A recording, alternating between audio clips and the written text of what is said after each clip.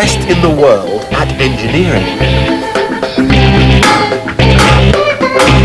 Well, the British invented the steam engine, the internal combustion engine, the jet engine, the railway, tarmac, disc brakes, periscopes, television, light bulbs. Look very carefully and you'll find that we British have been behind almost every advance that has shaped the modern world. And if there's one place where you'd expect the Brits to be top dogs, it's on the high seas. Naval architects and sailors have steered me through the choppy waters of maritime history and come up with our 5 best of British ships. For nearly 500 years, the Royal Navy has defended our happy island, made the seas safe for British trade, and generally thwacked anyone who needed thwacking. A warship is vital in war and handy in diplomacy. But when it comes to the element of surprise, what you really need is one of these. HMS Superb belongs to the Swiftsure class of submarines. These nuclear-powered subs are equipped with cruise missiles and were the first British subs to sail under the polar ice cap. If you've ever seen Ice Station Zebra, this is the real thing. To rendezvous with the Superb, I've been sent, like Rock Hudson, to a remote spot on the Firth of Clyde. No address, just a grid reference. Why subs hang out in places like this, I'm not sure. To keep an eye on the Scots, I imagine. Squeezing into the hatch, I braced myself for the reeking smell of 100 teenage boys' bedrooms. But it's surprisingly lemon fresh. Though I'm told after 3 months underwater, it whiffs like a dead dog with personal hygiene problems. The Swiftsure submarines are hunter-killer vessels. They're equipped to destroy enemies of our fishing, to conduct surveillance operations, to fire missiles at targets on land, to seek out new civilizations and to boldly go where no man has gone beyond behind before. I might have got the last bit wrong, but they're good submarines anyway. It was the Brits who dreamt up submarines, a chap called William Bourne. Before long, inventors were creating all kinds of weird and wonderful designs. But there were all sorts of problems. Early submarines had limited air and fuel supplies, and when these ran out, the sub would be forced to surface and refuel. But while most of us are familiar with submarines from old war films, compared with the leaky tin cans of the Second World War, the HMS Superb is light years ahead. Not that there's a chance of that. What we do is... Because, amazingly, the Superb can stay submerged for up to 3 months. For a start, she will never run out of oxygen because, incredibly, she makes her own. And she makes her own drinking water, come to that. In fact, as far as I can tell, the only reason she comes up at all is because the crew are absolutely starving. And amazing though this sub is, it's useless when it comes to fishing. But of course, there's one more reason this sub can stay submerged for so long, and that's her fuel. Down there is the powerhouse, the Rolls-Royce pressurized and water-cooled nuclear reactors that drive steam to 2 turbines. But unfortunately, we can't film it because it's too top secret.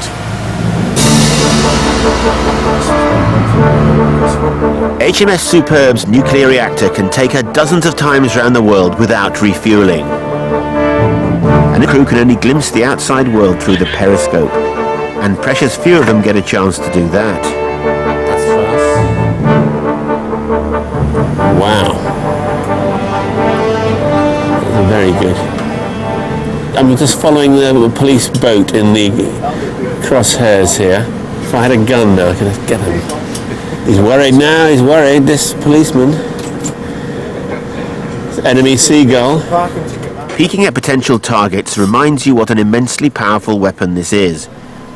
You've just got to remember to keep your thumb off the red button.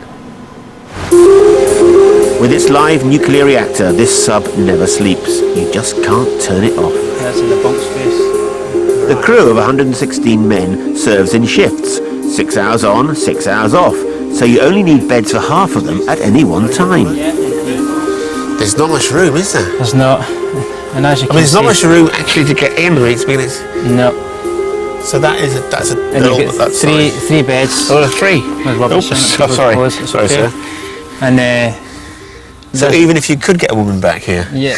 And the fun thing is you have two people to the one bed. Obviously they do the hot bunking. Yeah. So one person will be on, another person will be on watch. That means you must have to trust your fellow You do, yeah. submariner, don't you? You've got Yeah. there must be certain rules. Yeah, make sure he showers.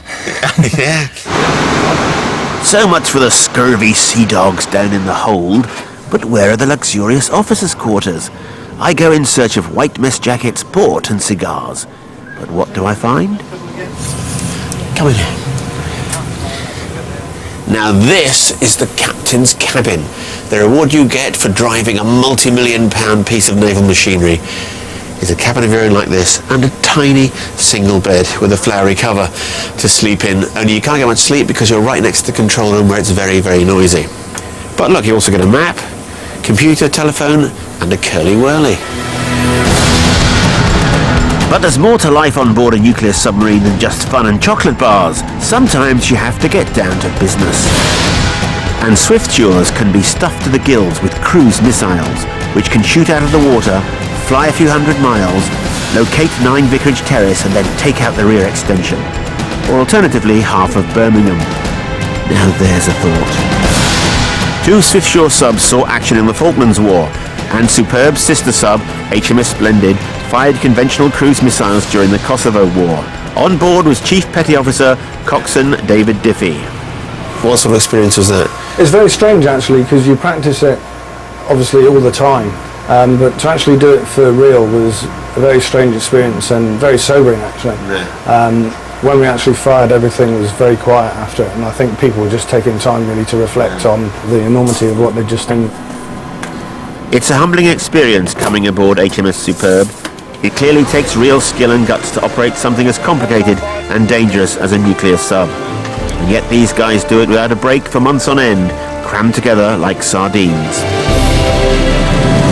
I must say, what the most incredible thing about this vessel is, nothing to do with the engineering and the mechanics, the weaponry and everything, is that it's an absolutely really cramped, confined space, and yet the crew are the nicest, politest, long-suffering people I've ever met in any working environment. I've been really impressed with the politeness and friendliness and courtesy. People do get out your way, and I think it must be a pain in the arse having a film crew on board, and yet they've been fantastic. That's no big deal. So thanks very much for having us on board. Cheers, mate. Thanks again. It's been fantastic. It's no surprise that the British take such pride in their navy. As history tells us, we owe the freedom and independence we take for granted in no small part to warships like HMS Superb and her completely admirable curly-whirly munching crew. Rule Britannia, Britannia, rule the waves. Britons never, never, never will be slaves. What a great song that is, and worthy winner of the 1741 Eurovision Song Contest. And what better place to sing it than here in the Royal Naval Dockyard at Portsmouth. Britannia ruled the waves because Britain was the first great trading nation of modern times. Mind you, the Dutch might have something to say about that. But who cares about the Dutch with their silly clogs? Before the Brits, warships were clumsy floating castles, often commanded by generals, all at sea. Our ships were faster and lighter, and they were captained by real man-and-boy sailors. So when it came to war at sea with Napoleon, there was only ever going to be one winner. I'm here to see the most famous ship ever commissioned. The ship that just before the Battle of Trafalgar signalled those famous words, "England expects every man will do his duty."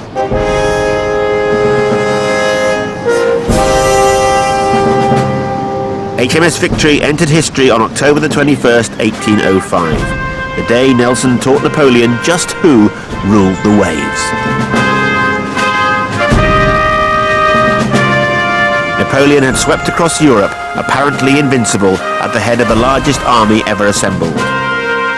To conquer England, he put together a massive fleet, but his admirals had learned to fear the English sea dogs and only timorously left the port of Cadiz. They should have stayed at home.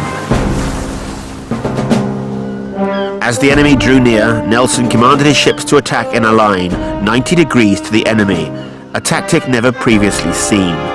This became known as the Nelson Touch and secured a crushing victory for the English at Trafalgar. Morning. Don't salute, please, don't salute. It just upsets the other ranks. The Victory was recognised in her day as one of the fastest, most agile, most heavily armed warships on the high seas. She crammed a heck of a lot into a small space. She is only 70 metres long. That's 13 metres shorter than the submarine HMS Superb. But she carried 8 times as many men, 850 at full strength, so there wasn't much privacy here either. Peter Goodwin knows her secrets better than anyone. He's been the ship's keeper for 16 years. Now, Peter, I don't know anything about the technical details of a ship, but there's a lot of rope, isn't there? There is a lot of rope. Basically, she's what is known as a ship-rigged ship. She has 3 vertical masts. Yeah. What you're looking up around us is something in the region of 26 miles of rigging cordage. And up there with these pulley blocks, there'll be something like 768 blocks up there. Yeah. And if you think about the fact that there's another 3 miles of rope for the guns, and another 628 blocks for the guns alone.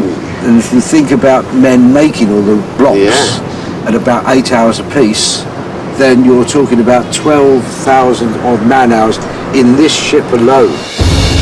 The Victory, which was designed by Sir Thomas Slade, is one incredible bit of woodwork. No fewer than 6,000 trees were felled to build her, 90% of them English oak, with a few elms, firs and pines for decoration. Even in those days, building warships took money. The Victory, which was ordered in 1758, cost £63,000, which is equivalent to about £50 million today. Now listen, we can't ignore this huge thing that we're leaning on. It's a gun. It is a gun. It's called a carronade. It is a small, lightweight gun that fires a heavy shot at a low velocity. So what range would this have then? Only about 370 yards. So you've got to be fairly close. Fairly close, yes. But it was good at close range work because you could actually load it up with a canister shot containing 500 musket balls. Firing from this gun is like having a complete batch of infantry with muskets. So bad news for the French and Spanish. Bad news for anybody at the other end of this. When the two fleets collided at Trafalgar, they carried over 5,600 guns between them. That's a lot of guns, requiring a lot of gunpowder. Storing the stuff on board, of course, was a tricky business. It was kept in a room called the magazine, and when the Victory's was full, it contained an unsettling 35 tons of gunpowder. Just what you need to keep your cannons firing like blazes, but you don't want anyone coming in here and sneezing. I noticed that there's copper on the wall over here. Yes, the Huge copper plates. is here for 2 reasons. One, it prevents sparks. Right. The other thing is it keeps it a dry lining, because you've also got 3 layers of timber behind the copper as well to prevent water ingress. So the nails, for example? Nails are all copper and everything like that. The bolts are copper. They thought of everything. So the But the other reason for the copper is also to stop rats getting in here. If you get rats training gunpowder around the ship, then you've got serious little problems. Little tiny grenades on 4 legs. Yes. But it wasn't exploding rats that saw off Napoleon's fleet. On the 21st of October 1805, Victory's guns were red hot as they raked the huge Spanish ship Santissima Trinidad. Then she closed with another French warship. This is the exact spot where Nelson fell. I think he tripped over this brass plate that someone's left on the deck. What happened was he was standing here on the Victory, and the French ship Le Redoutable, which of course means redoubtable, whatever that means, that was pulled up alongside, and a sniper high up in the rigging shot a musket ball, and it pierced Nelson through the shoulder, went down through his lung and got lodged in his spine. Nelson died, but the Victory was, of course, victorious. What made this such a superb warship was not her size. Some of the French and Spanish ships at Trafalgar were much bigger. But she was a sailor's ship, one of the fastest of her era. With her highly complex sail configuration, she had extraordinary maneuverability.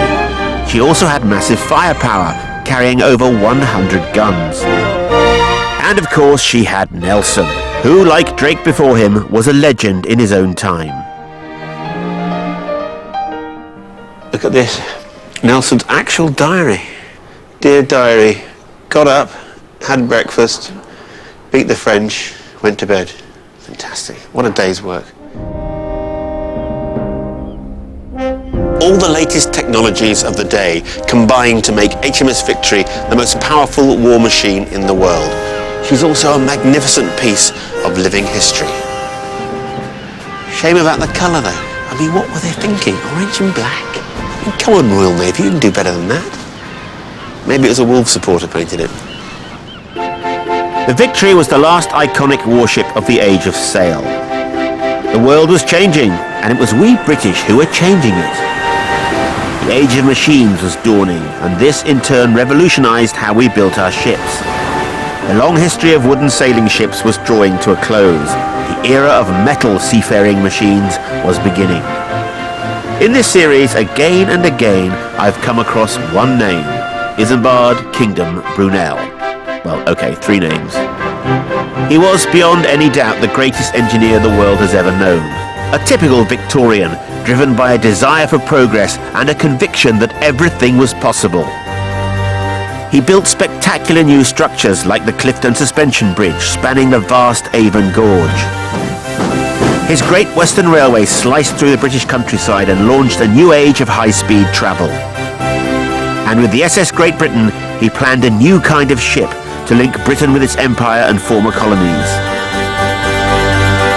Brunel aimed at nothing less than a revolution in seafaring to apply the lessons of the machine age to the world of navigation. It was the mid-1800s and Brunel was on a roll.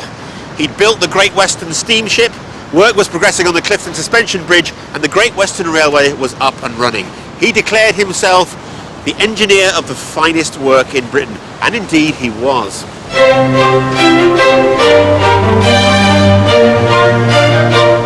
The SS Great Britain represents the single biggest leap forward in the history of naval architecture. It was, for its time, the most audacious ship imaginable. Ships were made out of wood. Everyone knew that. They always had been. Wood floats. Brunel decided to make a giant ship out of a brand new heavy material called wrought iron. And although his ship had sails, its main method of propulsion would be another brand new invention, a screw propeller. And not only was Brunel's bizarre new ship to be made of iron, not only was it to have a massive weird whirly thing on the back, but this monstrous creation was to be the biggest ship ever built. She is a huge beast, and we live in the age of the supertanker, and it looks big to us. Imagine what the Victorians made of it, and this ship was 100 foot longer than any other ship of its time. The leading expert on the SS Great Britain is Nicholas Fogg. Why did he go for such size?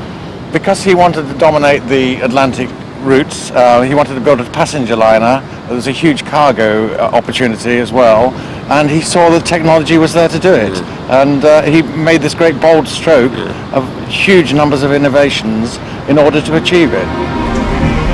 Everyone was convinced you couldn't build an iron ship. Apart from anything else, the compass wouldn't work. At first, Brunel had no answer to the compass problem, so he reluctantly agreed to build his ship from wood, and huge amounts of African oak were ordered. But just then, a new compass came on the market which could operate in the presence of iron. To the horror of his clients, Brunel dumped the wood and ordered instead vast quantities of wrought iron. He wasn't a good man for a board of directors. Exactly, the accountants are going berserk by this time, yes, absolutely. Brunel's original plan was to power the Great Britain by huge paddles, but then he heard about screw propulsion and attended the early trials of some small-scale prototypes. Think big was his motto. He decided to seize on the propeller idea and apply it on a massive scale, and he convinced the Great Western Steamship Company to back his revolutionary approach. People would scoff at the idea of a propeller powering a ship in those days. They thought it was a bit amazing. I don't know if they actually... I think they were a bit mesmerised by Brunel. That's why he got away with so much, you know, because they look very silly if he was proved right. That's right. But it's absolutely huge. I mean, It is. It's a leap from something very tiny to something absolutely huge. There were problems with it. It was made of cast iron, and of course the sheer stress of ocean voyaging meant that the propeller was apt to snap and break. But Brunel's design, it was just that it was so far in front of the materials he had to available, but it was hugely efficient. I mean, brilliantly done. The original iron propeller was 15 feet 6 inches in diameter and weighed more than 3 tons. It was driven by the most powerful steam engine in the world, fueled by 1,000 tons of coal on every Atlantic crossing. Everything about the SS Great Britain was huge. The Trotman-designed anchor had greater holding power than any anchor in existence. The funnel is 38 feet high. The main mast is 95 feet long, it weighs 17 tons and is made from 4 trees banded together. The main yard is 104 feet long, it weighs 4 tons and supported the biggest sail ever.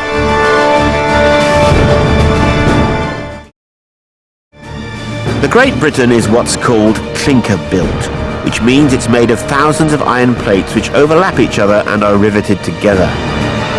This made the hull strong and watertight, but it took a vast army of blacksmiths and literally millions of rivets. To see how daunting this task was, I've decided to do a spot of riveting myself. Come on, Rory! Claire Barrett, our series engineer, has got us into a traditional forge. In Brunel's day, they worked in gangs.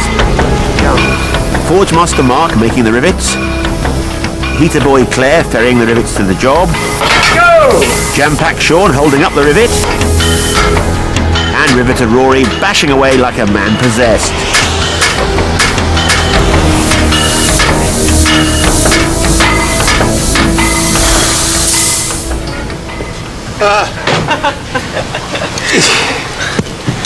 It's hard work. It's officially hard work. So I've done 3. Only another 50,000 to go. Oh, yeah, I've gone for the not quite flush effect. What do you think? That's not a bad effort, actually, for your first go. Well, I've done 3 and need the rest of the day off. I mean, what would a hand riveter do in a shipyard on average? Well, I mean, you've got to be doing between 20 and 50 an hour really to make it cost effective. So it's a lot of hard work. I mean, gang of 4 men working hard together. And when you consider that, I mean, you've put 3 in, but when you consider that about 7 to 8% of all the material in an iron ship is rivets. That's a lot of rivets. I mean, there could be millions of rivets in a ship. And about 35 to 40% of all labour is riveting. Happily, by the 1890s, they'd invented a pneumatic riveting machine, which transformed Britain's shipbuilding industry. But in terms of shipbuilding here, this must have made a hell of a difference. This speeded up the process. It also gave you a system whereby you could achieve a similar standard all the way through. Once you've learnt your trade, you could repeat it. You really have to admire people like Brunel for taking these huge risks and building these enormous ships like Great Fantastic Britain. Men. The vision they had was unsurpassed, really. They were great men. The SS Great Britain made her first voyage to New York. It took her only 14 days, 21 hours, a new record. Her passengers lived in luxury. She could carry 116 first-class passengers in 71 cabins and 132 second-class passengers in another 66 cabins. But it wasn't plain sailing for Brunel's iron ship. On her second voyage, most of the propeller blades fell off and a new 4-bladed screw had to be fitted. On her 5th voyage, she ran aground off the Irish coast. Teething problems with a new compass led the crew to think they were off the Isle of Man. But that's how it goes. Brunel was great not because he always got it right, he was great because he wasn't afraid of trying something new, even if he sometimes got it wrong. The SS Great Britain was way ahead of her time. Even after this disastrous start, she went on to be part of a very successful operation. But by the 1870s, her career was over. She was superseded by better ships. But they were better only because Brunel had shown the world it was possible to build mechanical steel ships. Restored here in Bristol, she reminds us of man's engineering skill and his irrepressible spirit. For all her masts and rigging, Brunel's SS Great Britain was something new, the world's first modern ship.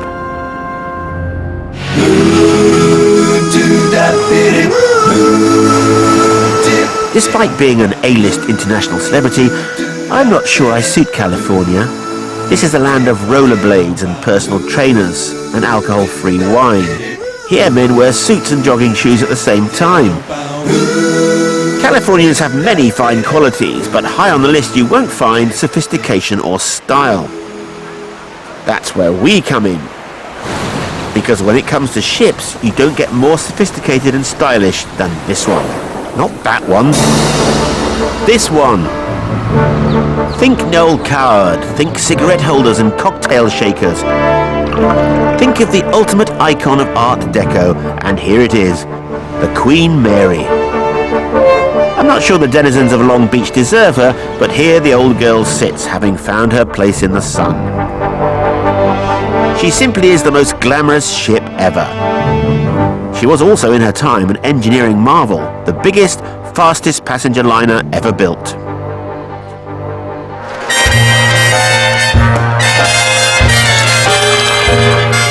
The Queen Mary was a floating fantasy.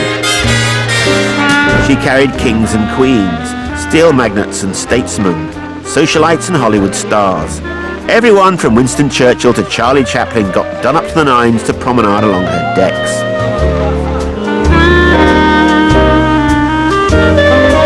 To find out more about this floating fantasy palace, I went to meet with an expert on the history of the ship, the Executive Director of the Queen Mary Foundation, Bruce Van Zyl. So Bruce, in terms of hard bucks, how much a first class return on the Queen Mary? First class would be about $250, $350 round trip. Yeah. What did you get for that?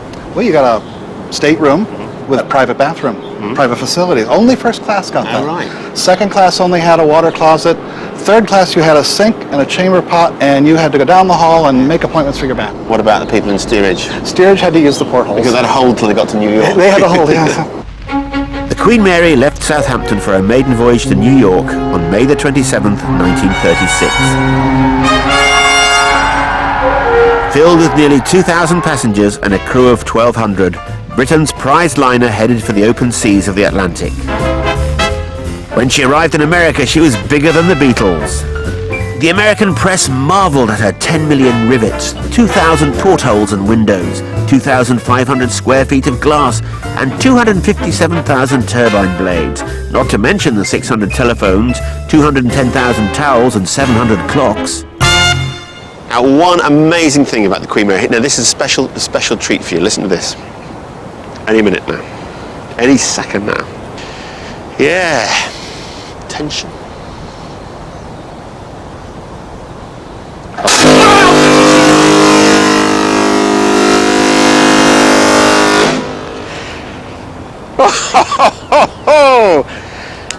Me. This is the engine room that powered the Queen Mary to her record-breaking speeds. 40 feet below the waterline, the mightiest assembly of machinery ever constructed on a liner. Over 100 officers per shift watched over these gigantic engines. The high-pressure turbines which turned the four propellers produced an awesome 160,000 horsepower. The steam needed to drive them was superheated to 720 degrees, and they needed so much of it, the engines drank 3.5 million gallons of seawater every day. Also that the huge 35-ton propellers could turn 3 times a second, pushing the 81,000-ton ship across the Atlantic at over 30 miles an hour. In March 1936, she took the blue ribbon for the fastest Atlantic crossing at an average speed of 30.63 knots. She beat the record again 2 years later, setting a mark of 3 days, 20 hours and 42 minutes. In all, she held the record for 14 years. Brunel would have been impressed. The Queen Mary was one heck of a steamship. Speed was absolutely the essential thing, but not for the reason people think. Everyone thinks the Passengers wanted the fastest crossing. Not true. It had to do with the mail contracts. This was the RMS Queen Mary. She was a Royal Mail steamer, and it was the mail contracts on both sides of the Atlantic that brought you the big bucks that let you pay for a ship like this in the first place. So money. All comes down to money. When World War II broke out, the Queen Mary was pressed into service as a troop carrier. During the war, she set the world record for the greatest number of people aboard a single ship at any one time, 16,683. Imagine that, almost 17,000 people on one ship.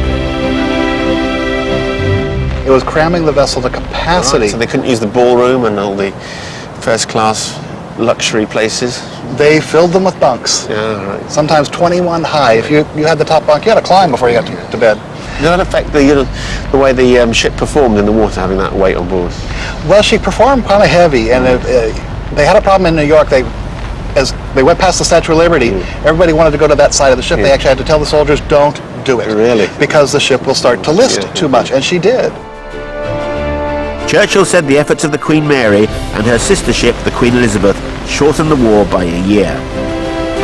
Hitler too realised their importance.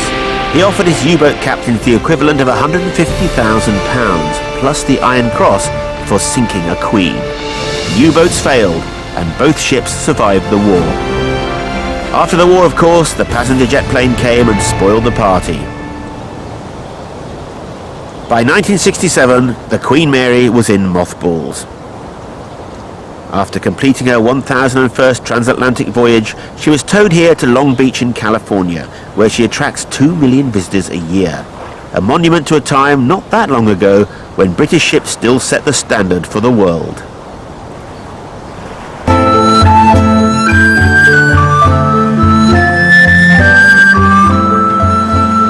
With ships like the all-conquering Victory, the pioneering SS Great Britain, and the luxurious Queen Mary, Britannia could indeed lay claim to ruling the waves. But there is yet another type of ship which the British pioneered. That is the lifeboat. By 1824, the number of lives lost at sea was so great that a philanthropist called Sir William Hillary founded an organisation which would become the Royal National Lifeboat Institution. And I'm off to visit one of the most successful lifeboats ever designed.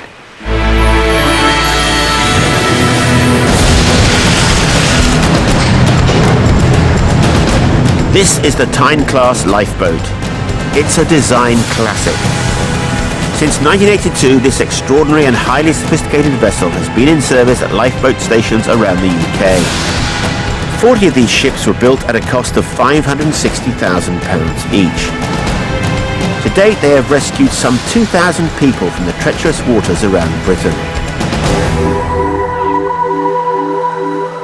Here at Selsey in Sussex, there's been a lifeboat station since 1861. But back then, the rescue teams didn't have the luxury of a Tyne-class vessel. They had to rely on an open boat, 35 feet long and powered by 12 strong men rowing into the storm.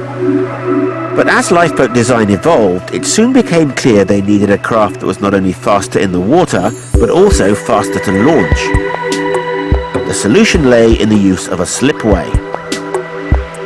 But in order to create a boat that could fit into existing stations and be launched with slipway, an entirely new hull design was required.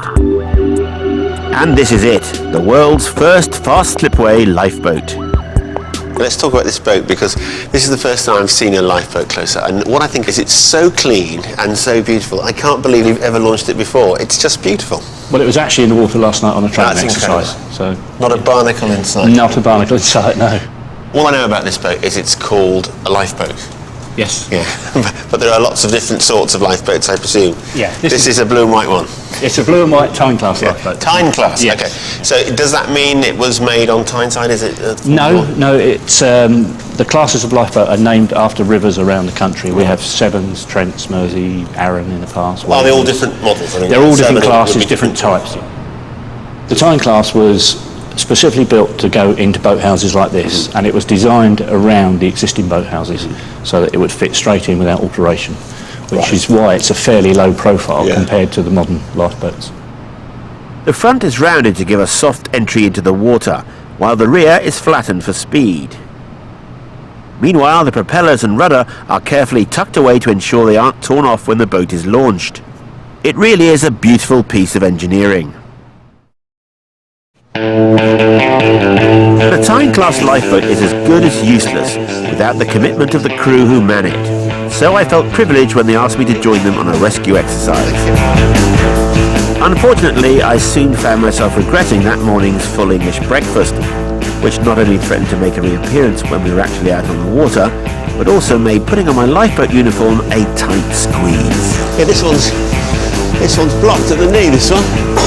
He's giving me a joke costume. It's nice and heavy. Don't give me any confidence having a life jacket weighs a ton. No, they are automatic inflation. Yeah, thank God. Luckily, this wasn't a real emergency, as it took forever to put my safety gear on.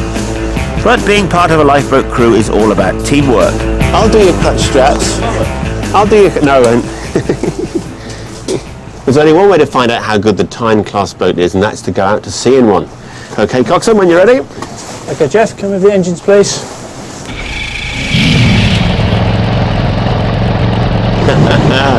You're right, you look nervous. Right, check rearview mirror. Everybody ready?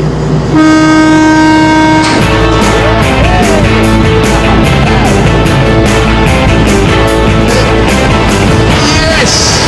Oh, what a wonderful feeling that is! Magic. Let's go and do it again. That was wonderful.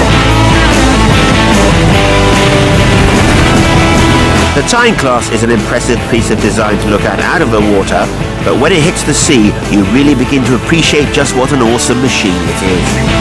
47 feet long with a displacement of 26 tons, it is capable of travelling up to 240 nautical miles at a speed of almost 18 knots. And down below are two phenomenally powerful engines, previously used to power Sherman tanks.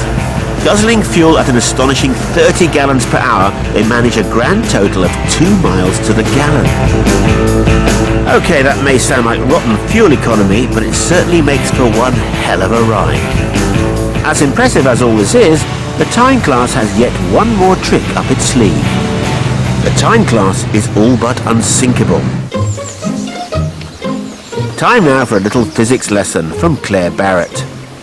Rory, you don't look very happy. No, well, actually, the question I'm going to ask you, Claire, is why have you brought me here? Why? With two large rubber ducks. All right, well, humanity's been making ships and boats for hundreds and hundreds of years. Yes. But they only really got the hang of trying to get the things to self-right in the last 100 years. So do we have here a self-righting duck You have... and a non-self-righting duck? And you're going to explain physically the difference?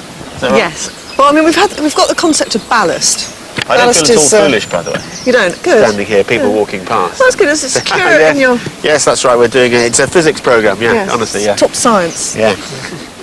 Right, my duck is going in the water. Right, so the idea is... Look at that. Rory, he's capsized. A non-self-righting duck. And then if I launch mine, which has got my ballast very carefully tied to the end...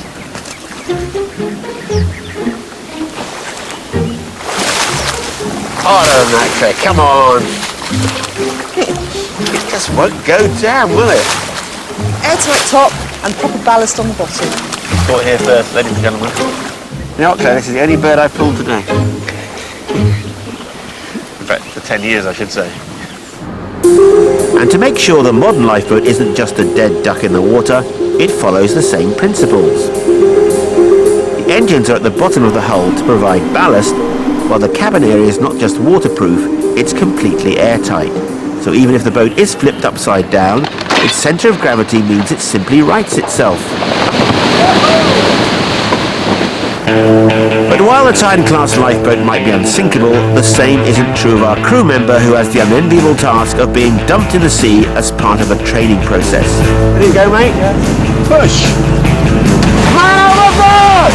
Man overboard! Man overboard! I would have volunteered myself, but it's clearly a specialist job. Fortunately for our volunteer, the team quickly swing into action and soon have him back on board, leaving me just enough time to have a little fun. I think I better drive. Can I have a go, Martin? Certainly can. The steering's exactly the same as a car. Oh, turn to the right, it'll go to the right. Turn to the left, it'll go to the left. Port and starboard. The controls here. Further forward you push it, the faster it will go. Okay then. Hang on tight, everybody.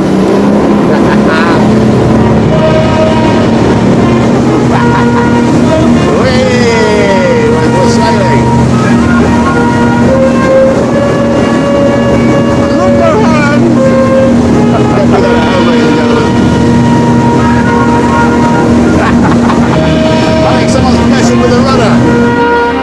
I watched the crew set about their work, I thought that if I were ever unfortunate enough to be stranded in the oceans, there could be no better sight than a time-class lifeboat speeding towards me to pull me out of the drink. Drink. Now there's an idea. For my money, the lifeboat is the greatest engineering icon of all time. But perhaps more than with any other icon, it's impossible to separate the object from the people who run it. The Tyne class is a pretty boat, it's a clever boat, but with the training, dedication and courage of the men on board, it becomes an unbeatable, world-class lifesaver. Drink? British designers and engineers have created some of the finest vessels ever to take to the seas, or sneakily disappear under them for that matter, like the ominous Swiftshore submarine. Meanwhile, it was Rule Britannia as I sailed a wave of patriotism with Nelson's old flagship, the Victory. Then there was the riveting and comprehensively riveted Brunel masterpiece, the SS Great Britain. Fast-launching, gas-guzzling and self-righting was the Tyne-class lifeboat. While there was one old queen that really gave me the horn. What a blast. Let's face it, Claire, we are an island. A maritime nation. Great Britain, the 8th biggest island in the world, you know. Surrounded by sea. Water. So to get off it, no wonder we built such amazing ships. We were the best navy because we wouldn't let any other navy get out to practice. So that's where the Victory came in. I mean, what a victory. But I quite like Brunel's SS Great Britain. What a fantastic risk to have built that. Out of iron, yeah, with a propeller. Lots of confidence. Big problem, big solution. What about the luxury side of the maritime world, though? Queen Mary, superb. Yeah, did you like it? I loved the Queen Mary. It was very opulent, all Art Deco stuff. Now, the lifeboats, I think, are fantastic. What a really clever idea. Well, what I remember most about the lifeboat were the people on it. You can't really separate the ship from its crew. Do you like the submarine crew on the Swiftshore HMS Superb? So thanks very much for having us on board. Cheers, mate. Would you say you're a good sailor, Rory? A very good sailor, actually. Hang on tight, everybody. What about you, Claire? I'm fine on the Victory. Well, as long No as seasickness there. As long as it's bolted to a dry dock. That's right. Each of our 5 ships has, in its turn, written itself into British history. So when it comes to choosing one vessel above the others, I'm faced with a difficult choice. But if I have to pick just one, I'd probably go for the Tyne-class lifeboat, not just for her fabulous design and engineering, but also for the skill and dedication of the crew who mans her. So it's goodbye from me, Claire, and the ships. Goodbye. Goodbye. Only the ships can't actually talk, can they? No. Because they'd be very good ships then, wouldn't they? Yes. I mean, you get a submarine that can actually talk. Yeah, but that's a completely different series. So I think animation but would I be think the involved. British probably could come up with a talking submarine more than any other nation.